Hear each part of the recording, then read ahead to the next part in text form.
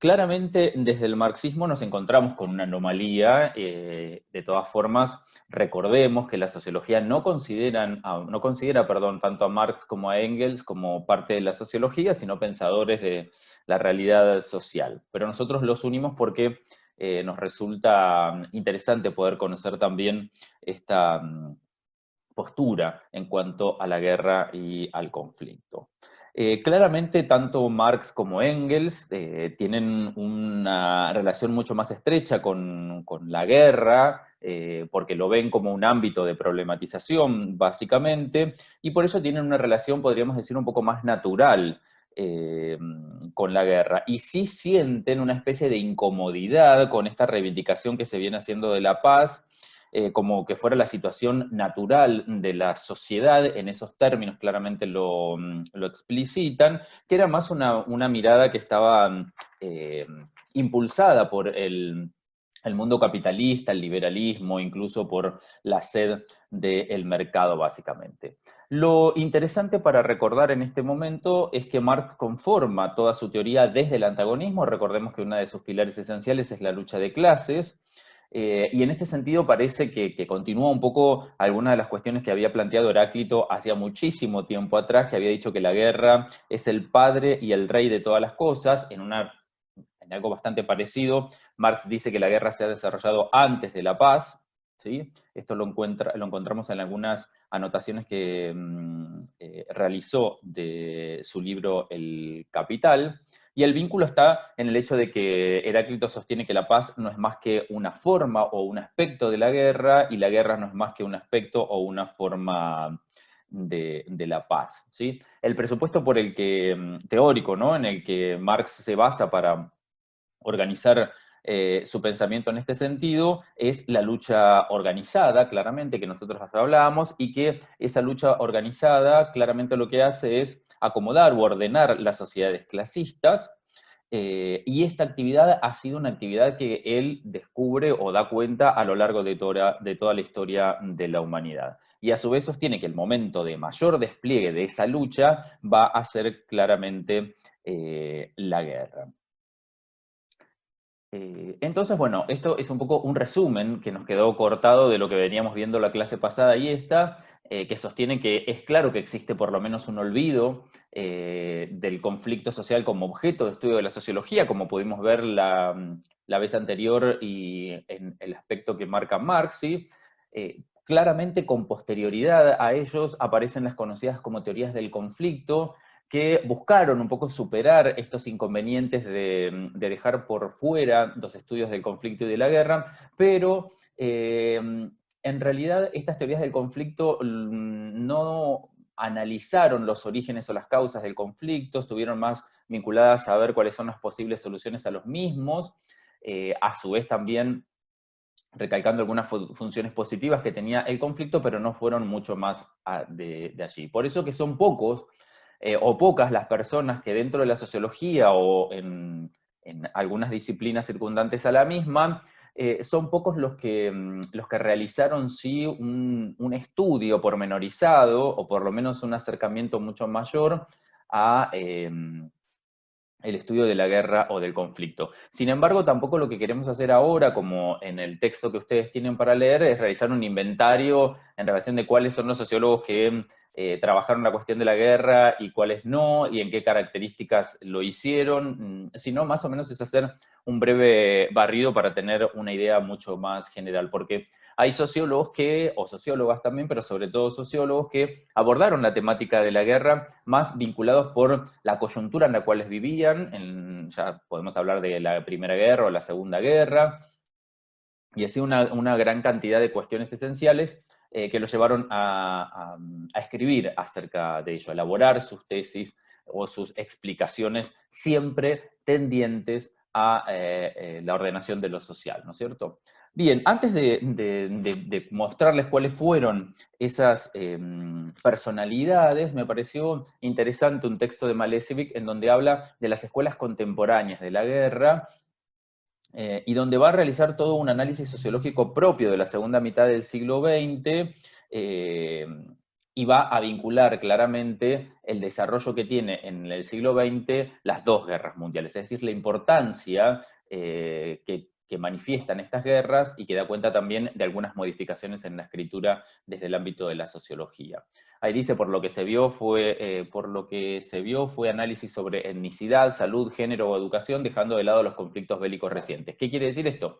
Que más allá de tener en consideración esta situación en particular, muchos de los estudios que se vieron tenían que ver más con el análisis sobre etnicidad, salud, género o educación, más que los conflictos bélicos. Ahora, cuando llegamos al fin del mundo bipolar, sí comienza una nueva etapa con un nuevo diseño en la morfología de la guerra y por lo tanto la necesidad de una nueva teoría al respecto, ¿sí? Cuando hablamos de estos nuevos conflictos, estamos hablando de conflictos que se desarrollaron en Kosovo, en Serbia, en Bosnia, en Chechenia, entre otros, ¿no?, de el continente asiático, y por otro lado también el caso de África, ¿no?, donde asistimos a una nueva oleada de violencia muy marcada, que pudimos ver en el caso de las guerras de la República Democrática del Congo, en Somalia, en Sierra Leona, en Ruanda también, y por otro lado, los enfrentamientos que se enmarcan en las diferencias religiosas, ¿no?, y en el terrorismo a escala global, básicamente, que es lo que tenemos en esta otra diapositiva, que da cuenta también de la espectacularidad de los hechos que comienzan sobre todo a partir del siglo XXI, como fue el 11/9 de los Estados Unidos con la caída de las Torres Gemelas, pero también el 7/7 del Reino Unido o el 3 del 11 de España. De manera tal que el siglo XI ya comenzó con la declaración de guerra a un método, que es el terrorismo, y la necesidad de, falta una D ahí, de una nueva teoría que se va a ver reflejada en la clasificación del pensamiento, como lo vamos a analizar ahora. De manera tal que hubo una modificación en el pensamiento y en las teorías contemporáneas, sobre todo en el siglo XX, por lo que fue el desarrollo de las grandes guerras, y en el siglo XXI también porque ya finalizando básicamente el siglo XX, hay una modificación en la morfología de la guerra que nosotros vamos a trabajar en las clases que vienen. Por ello, cuando hablamos de las escuelas contemporáneas, vamos a hablar básicamente del culturalismo, de la sociobiología, del economicismo y del materialismo organizacional. En lo que respecta básicamente al primero, al culturalismo, como dice ahí, analizar las guerras por medio del prisma de la cultura, la civilización o las diferencias religiosas. Analizar esta vinculación entre guerra y cultura no es nada nuevo, tampoco para las teorías contemporáneas. Sun Tzu, Sprengler o el mismo Alfred Toynbee ya habían desarrollado algunas ideas al respecto. Esto de la vinculación de la guerra con el tema de los valores, las normas y las ideas no era nada nuevo. Algunos de los representantes más conocidos son Philip y Anthony Smith, o John Hutchinson, que todos enfocan en el papel de los símbolos, en el papel de los rituales, como impulsores de la experiencia de la guerra, básicamente, ¿no? Esas cuestiones que son centrales para recordar y para analizar cómo son las guerras. Habla del Remembrance Day también, de los desfiles militares, ¿sí? Una cita que yo saqué para ahí del texto de Malesevic dice: analizan estas prácticas y eventos a través del prisma de un universo moral compartido, según el cual los sacrificios reconocidos de sus predecesores sirven como parámetros normativos para el comportamiento de sus antecesores. Todo esto remite básicamente a la reflexión nacional en analizar cuestiones centrales para la defensa, incluso también de este acervo cultural en el medio de un enfrentamiento claramente. Si bien a ver qué había puesto acá, también se marca, todavía no. Si bien la guerra, dice Smith, no es solamente de la cultura, todo tiene que ver con la cultura. Por eso que el culturalismo también enmarca las guerras en eventos apocalípticos y de lógica binaria, y en ese sentido encontramos mucha bibliografía que establece diferencias entre buenos y malos, entre lo sagrado y lo profano, entre lo racional y lo irracional, muchas de estas características que no tienen que ver básicamente con un estudio científico de la guerra. Hace un buen análisis de la guerra y de la cultura, pero no dice nada de los orígenes de la guerra. Entonces, plantea una situación, o vuelve a plantear una situación interesante, que es la vinculación entre guerra y cultura, pero también deja de lado el hecho de que la guerra interviene en formas de destrucción, de asesinato, de muertes, que son características centrales y que por ahí se les pasa un poco y no lo analizan. En lo que respecta a la sociobiología, pretende explicar las distintas facetas del comportamiento humano con relación a la selección natural. Todos los seres vivos estamos programados para reproducirnos y actuar de forma evolutiva y ventajosa. No encuentra distinciones entre la guerra y la agresión animal.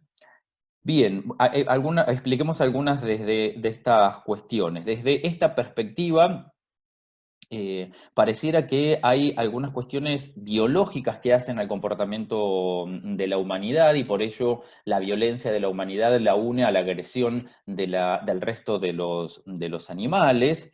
Eh, a ver si hay algo más que tenga que decir. Bien, lo que intenta entonces es marcar ese determinismo biológico que lo vuelve un poco determinante y lo aleja incluso de todo lo que tiene que ver con lo subjetivo de las acciones sociales, de las organizaciones sociales, de las instituciones, incluso también el concepto de ideología. ¿Y cuál es la crítica a esto? Se critica el hecho de reducir la guerra a una simple agresión de base biológica, desconociendo la proliferación de la violencia organizada en los últimos al menos 2 siglos. ¿Sí? Entonces, hacer una reducción solamente a una cuestión biológica para un hecho social de tanta trascendencia en la historia de la humanidad resulta un poco llamativo, pero bueno, es interesante analizar esta corriente también. Por otro lado, tenemos la corriente del economicismo, que claramente destaca los aspectos económicos de los conflictos, esta idea de que la guerra impide el libre comercio, era central. Los análisis que se hacen de las guerras se analizan siempre si es necesario realizar o no una guerra en función de los beneficios económicos que eso traiga. Por eso plantean que la guerra siempre va a ser la última opción, si es que ahí sí va a haber un beneficio económico. Entra en juego el desarrollo del neoliberalismo, el desarrollo de las empresas globales, incluso sostiene que la globalización genera nuevas guerras. Claramente ahí hay algo muy interesante, es que al ingresar esto, ¿no?, que dice las políticas neoliberales privilegian las corporaciones internacionales por sobre los estados. Estas corporaciones privadas lo que hacen es influir de manera directa en la posibilidad de realizar guerras para controlar, por ejemplo, recursos naturales estratégicos como es el petróleo, el gas, etcétera, y esas corporaciones internacionales terminan definiendo situaciones muy interesantes de soberanía interna de los países, casi con la misma entidad que tiene un Estado nacional, ¿sí? Por eso las cuestiones económicas en el desarrollo de la guerra son muy importantes para analizarlas. Y por otro lado, y por último, tenemos el materialismo organizacional que pone en el centro de la cuestión a la violencia organizada, considerando el rol histórico que las mismas tuvieron en la conformación de los estados modernos, ¿sí? La guerra como mecanismo social decisivo para la construcción del Estado, como en el pasado, y reconoce la existencia de una complejidad del comportamiento social y de sus experiencias históricas específicas. Algunos de sus representantes más conocidos son, por ejemplo, Charles Tilly, Michael Mann, Anthony Giddens o Randall Collins. Decíamos, ¿no?, el estudio de las guerras, la violencia organizada, el rol histórico que considera también es muy importante. Esto está bien desarrollado en el texto que tienen para leer. Una frase que me parece también interesante en lo que respecta a las guerras y al rol crucial en el desarrollo de la sociedad, sostiene que el crecimiento fijo de la guerra entre estados en la modernidad temprana europea resultó en una autonomía geopolítica mayor por los gobernantes de los estados, es decir, la importancia que tiene la presencia de esos estados y la conformación de esos estados también desde el ámbito de las violencias. A ver si tengo que agregar algo más. Esta perspectiva del materialismo organizacional sobre la guerra supera básicamente a los estudios que vimos hasta recién, los estudios económicos, los biológicos, incluso también los culturales. Sin embargo, también le podemos realizar algunas críticas, y en este sentido lo que se va a cuestionar es el estrecho uso del concepto de ideología, ¿sí? En contrapartida con la forma social como es el Estado, se le da mucha importancia, sí, al rol del Estado, y por ahí se desdibujan algunas cuestiones interesantes que surgen con el desarrollo propio de estas nuevas formas de la guerra.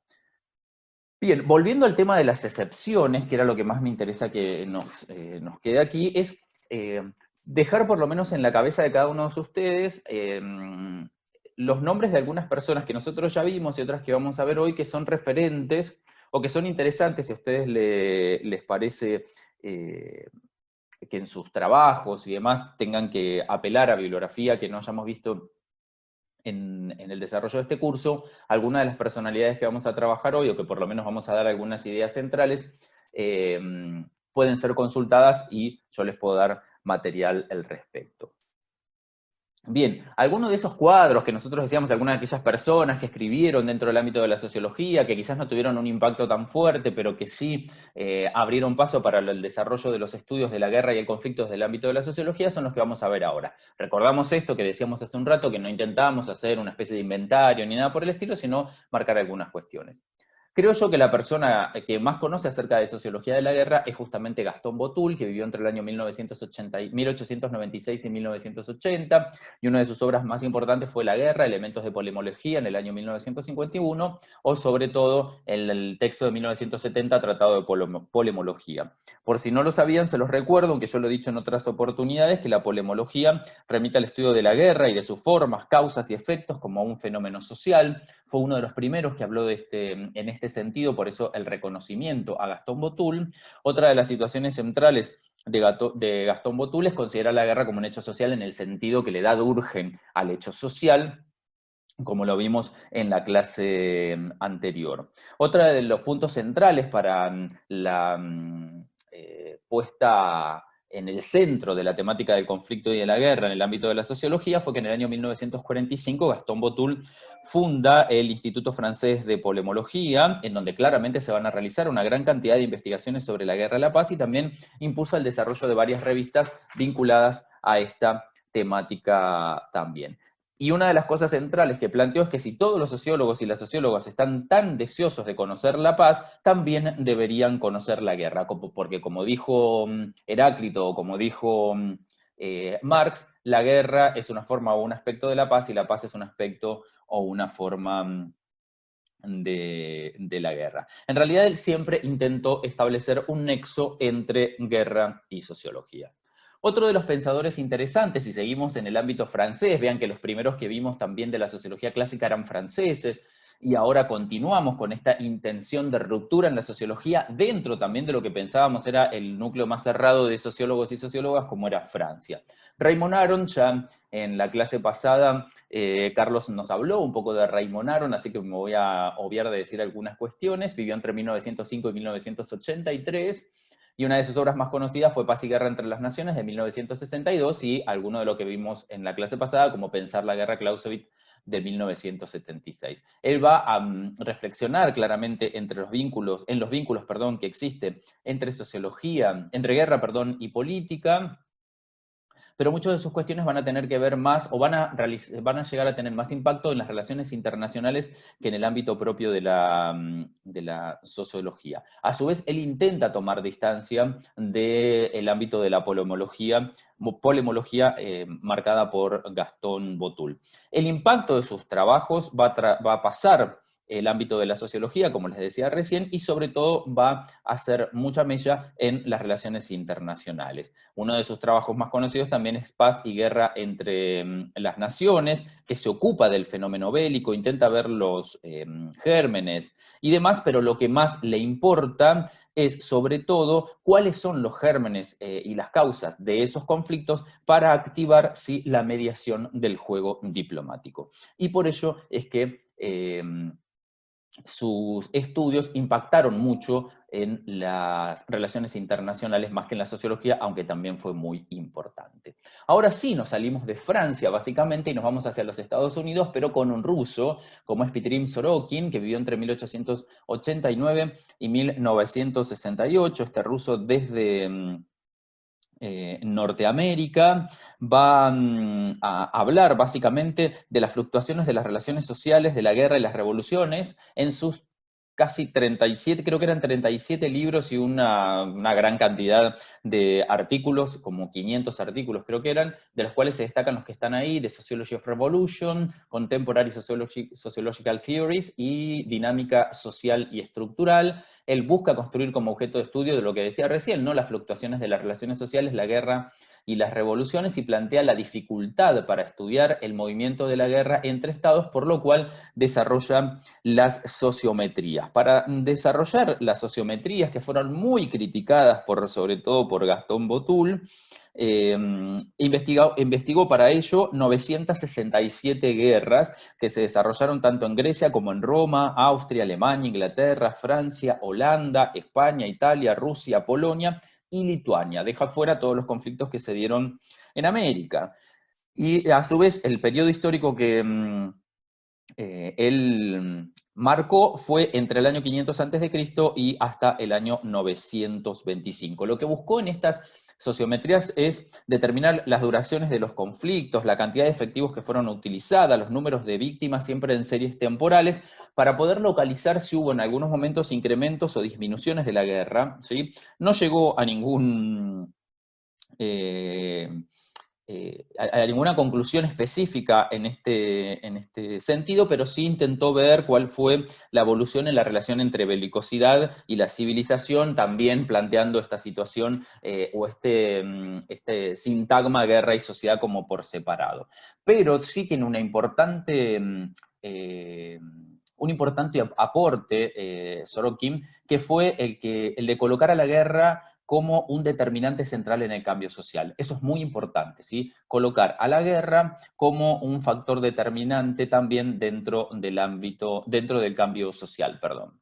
Después tenemos dos pensadores, como son Paul Lazarsfeld y Robert Merton, que hay que destacarlo, son norteamericanos que investigaron para las Fuerzas Armadas de Estados Unidos durante la Segunda Guerra Mundial, y una de sus obras más conocidas es El Soldado Americano de 1949, y lo que plantea básicamente es el esfuerzo de guerra. ¿Qué es esto del esfuerzo de guerra? Es estudiar todo lo vinculado con las experiencias, perdón, con las explicaciones referentes a los recursos de guerra, ¿sí? Cómo lograr los recursos para la guerra, es decir, para mantener la guerra, ¿sí? Que ya lo vimos en otra clase y lo vamos a ver en las últimas clases.